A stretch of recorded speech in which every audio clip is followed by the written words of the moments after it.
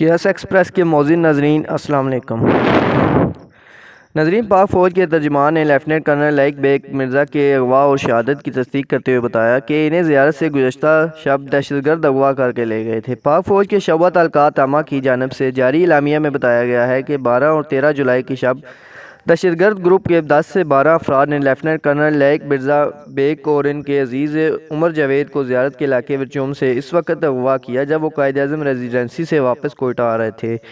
Lieutenant colonel کے اغوا کی خبر موصول ہوتے ہی آرمی اور سیکورٹی فورسز نے فوری طور پر دہشت گردوں کی گاڑیوں کا پیچھا کیا جو منگی دم کے گنجان آباد علاقے کی طرف روانہ ہوئی تھیں۔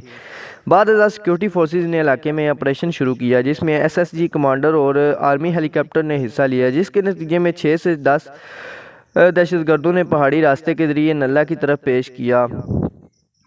تو اہلکاروں نے انہیں دیکھا اور ایکشن لیا، جس پر دہشت گردوں نے لیفٹیننٹ کرنل لائق بیگ مرزا کو قتل کیا اور وہاں سے فرار ہونے کی کوشش کی تو ان کی پیش قدمی کو روکا گیا۔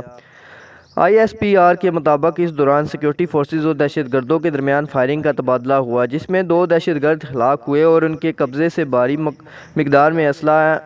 ایمونیشن، گولہ بارود برآمد ہوا۔ ترجمان پاک فوج نے بتایا ہے کہ فائرنگ کے تبادلے کے دوران باقی دہشت گرد عمر جاوید کو اپنے ہمراہ لے کر وقتی طور پر وہاں سے فرار ہو گئے، جن کی تلاش کے لیے آپریشن جاری ہے۔